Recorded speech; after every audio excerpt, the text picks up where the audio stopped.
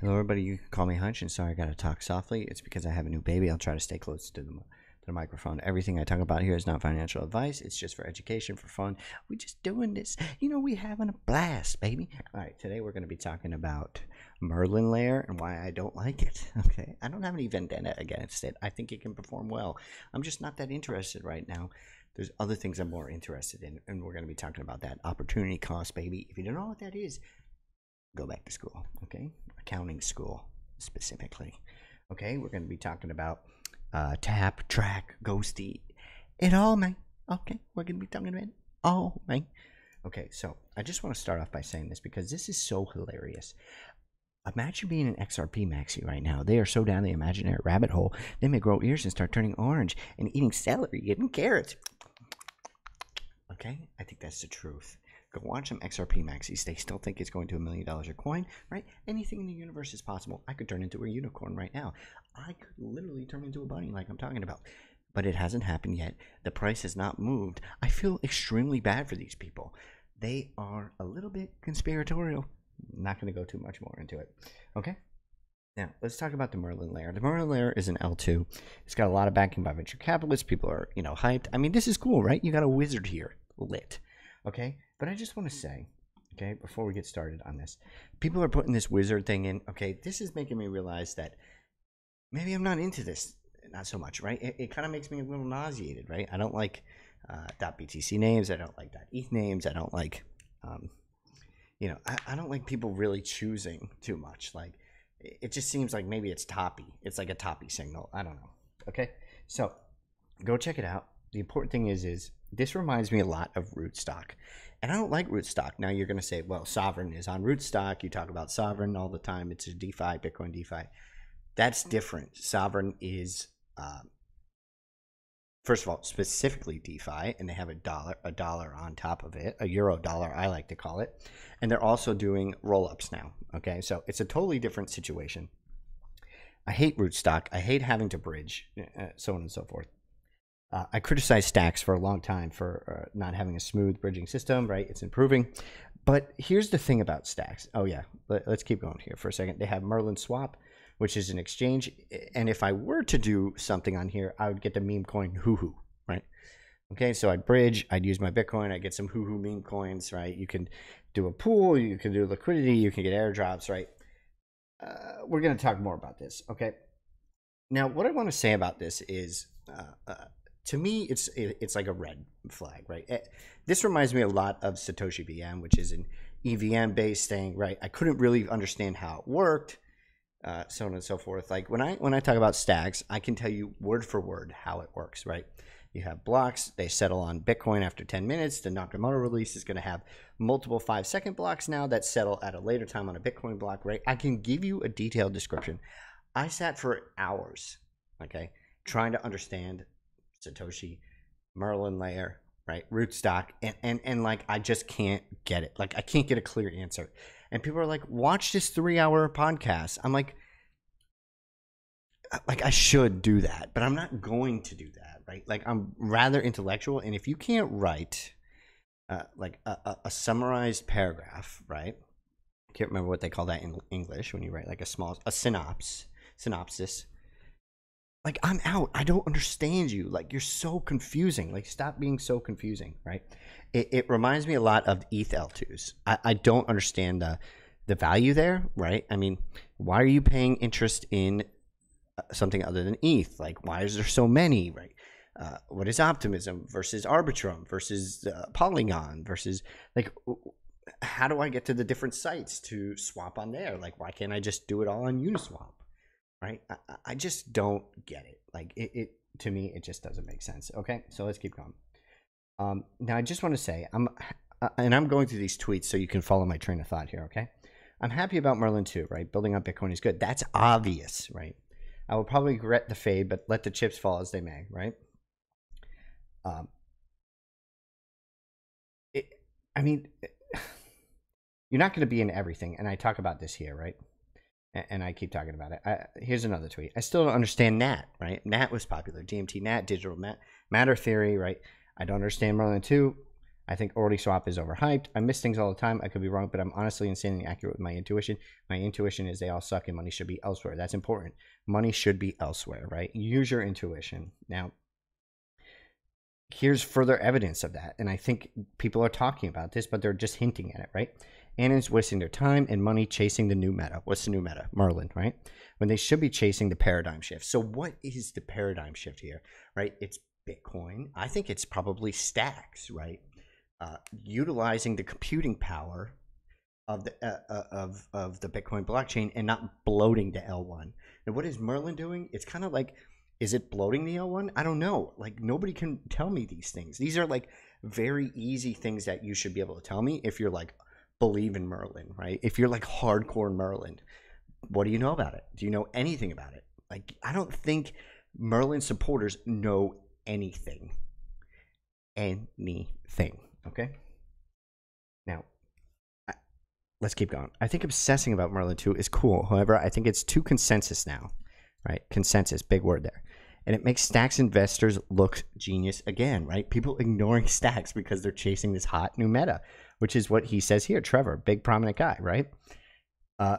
Do what you want. I just feel it in my cajones, okay? Other big people, Hal Press, another huge account. He does venture capital, right? With Bitcoin ETF flows, surprising to the upside, having 2 months away. The Stacks Nakamoto upgrade coming in late April, and the Stacks Bitcoin awareness marketing campaign going out. We continue to like Stacks and think it should outperform into what is truly a transformative upgrade, okay? So here's the point, the ultimate point to all of this, right? And I'm sorry it took so long to get to it.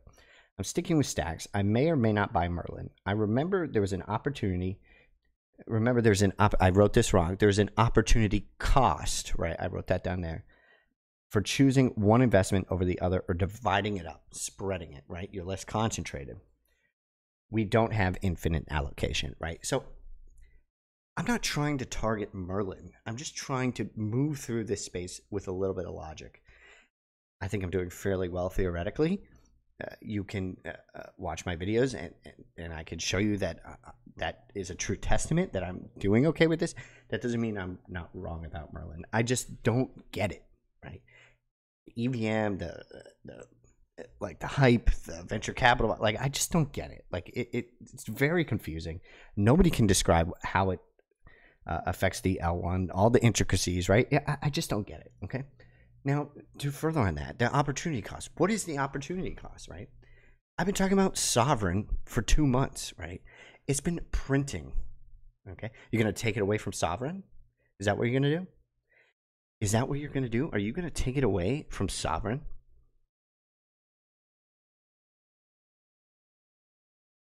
Are you going to take it away from Trac? Right?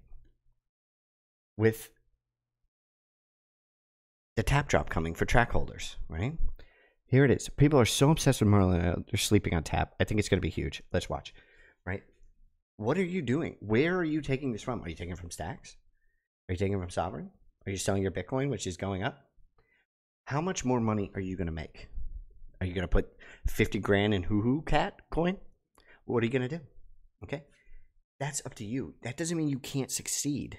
But just try to move, use some logic. If you're going to do Hoo Cat, right, go all in, right? Do your thing, baby. I don't know. I'm just joking, right? Not financial advice. But, I mean, that's the point. Like, tell me why. What is revolutionary about Merlin, right? Now, here's another point about Trac. So now holding Trac will get you 80% of TAC tokens, right? So you're going to sell out, miss the airdrop. You also get karma. And it's use Trac to be, you can use Trac to be a validator, okay? Now, there's going to be a supply shock, right? How many Trac are there? The supply of Trac is 21 million, okay? That's not that many for an ordinals market. If people stake these, and we already know that venture capitalists are trying to give you karma and stuff to get Trac so they can stake it and become a validator. The supply shock is coming, right? I mean, it doesn't look like it, but I think a huge breakout for Trac is coming. Okay, I'm not going to go look at volumes. I'm not going to do a charting analysis. I just there's too much momentum and too much uh, um, what do you call it, fundamental thesis behind this. Okay, obviously everything can go to zero. Bitcoin can break down, right? There's all these tail risks. Okay, you have to account for those. But the opportunity cost to go into Merlin when these things are just like have been like cooking for months and months, and you're gonna leave it now, right? I've been talking about this since 20 cents. It got up to 7 something. It's consolidating, and you're gonna leave it now. Like, what are you doing, right? Where is your brain? Okay. So, this is also about Trac tap, right? It's just going to show you, right? A supply shock is coming. Okay. Now, also Ghosty, right? People shitting on Ghosty because Monero got delisted from Binance, right? That's like, I'm okay with that, right? That means non-consensus. There's not that many tokens. It's going on tap, right? You get rewards, right? If you read this, right? Here we go. Stake your Ghosty. That's going to be the most alpha here. Not only will you receive WBTC rewards from Ghosty fees, you'll be interacting with tap through Ghost, which is specifically mentioned. Ghosty is going to be a black hole, in my opinion. Right. So what does that mean? Airdrops, right? Staking rewards, supply shocks, right? There's so much alpha right here. Okay. I'm okay with Merlin. Do one thing on it. Do two things on it. Do it, right? If you do too many, you're going to be pulled away from all this insane good stuff. Okay. Now, here's the Ghosty chart. I think there's a wedge forming, right? Could we break down? Could we go to zero? Is there a huge tail risk for this one specifically because of the privacy thing? Yeah, absolutely, right? And if that's not your cup of tea, I would never advocate putting this in a portfolio. Theoretically, though, and I've talked about this, I think they could build a tap exchange. I think they can get rid of the anonymous swap on an app, right? I think they can become the Uniswap of tap, of whatever else they want to do. I think the branding is great. I think it's marketing genius, right? I'm bullish on it. Okay, now let's see what I wanted to do here. I don't think I have anything here. This is just random. Okay, so that's my point. Merlin layer, you know, I'm not against it. I like Bitcoin L2s. It just reminds me a lot of Savan. It reminds me of ORNJ swap, which is just like EVM based. I don't think it's good. I don't think it's a fundamental thing. I don't think we should be trying to interact with ETH that much. Like, I just don't think that's a good thing, right? I think we want to be unique, right? Ordinals is taking off because it has nothing to do with Ethereum style NFTs, right? I don't care about Ethereum. Okay, the EVM thing is a huge red flag. And I'm sorry if you don't follow me on all that. I know this is a lot of technical stuff. I'm not even a programmer, okay? This is basic knowledge you have to understand, I think, in order to make it, okay? So you can call me Hunch. Let's get it.